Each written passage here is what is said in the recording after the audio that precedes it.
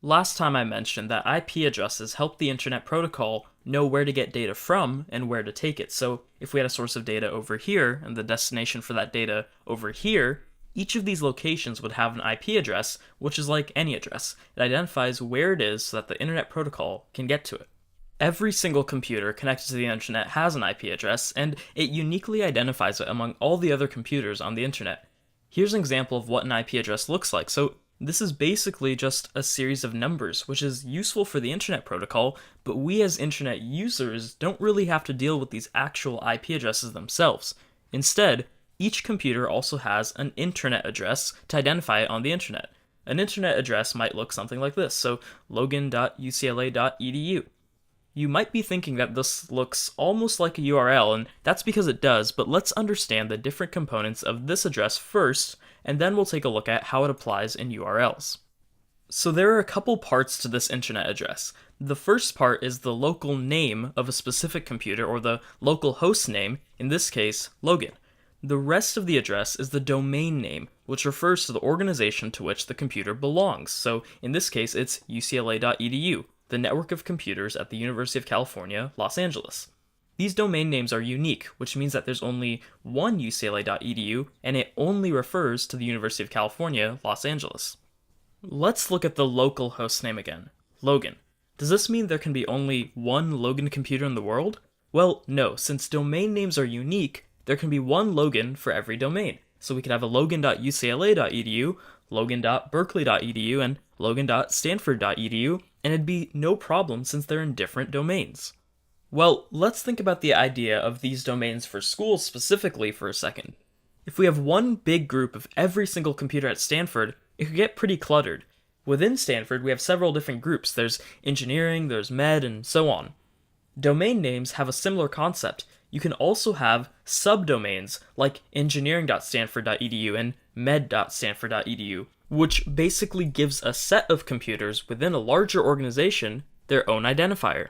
So we could have logan.engineering.stanford.edu.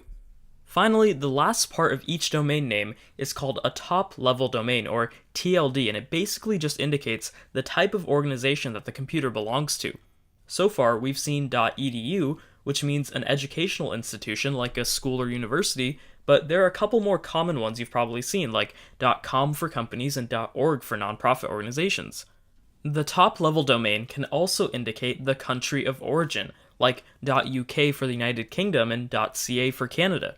For example, there's an Amazon.com for the US, an Amazon.co.uk for the United Kingdom, and an Amazon.ca for Canada. When an internet address is referenced, it gets translated to its corresponding IP address, which is then used by the internet protocol from that point on.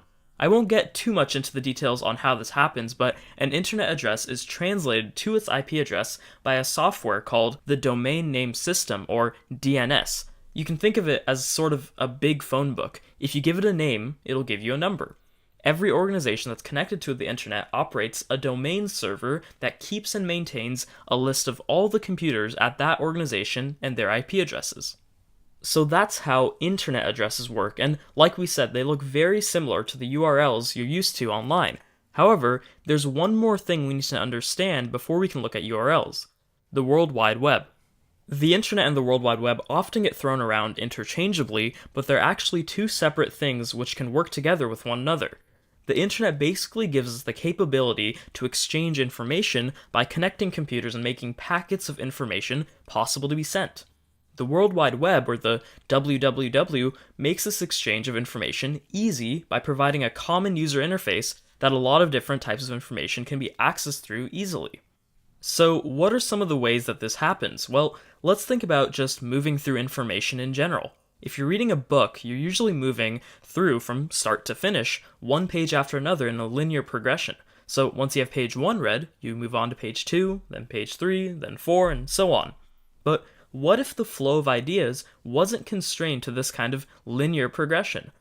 So let's say I had this page of information on Yosemite National Park, and let's say I'm trying to find, well, what's a cool hike to do? So I would click on this link right here, and it'd take me to a new page that gives me a list of hikes. And then if I wanted to say, okay, let's say this one looks good, the Vernal Nevada Falls hike, I could click that one and it would give me another link to a different page that gives you more information on that specific hike. And let's say before I go on this hike, I want to see, how strenuous is it? Let me read some reviews about it. I could click that link and it would take me to another page. So basically, this isn't necessarily a linear format anymore because it's catered to my specific experience. I chose this Mist Trail hike. I chose to read the reviews. So if we go back, so instead of going from the Yosemite website or the main website to the hikes page to the Nevada Falls hike, I could have picked a different one. Maybe I want to do Half Dome. And then I could click that link and now I have a different path. Instead of going down this road from the main page to the hikes page to the Nevada Falls hike, now I'm going from the main page to the hikes page to the Half Dome hike.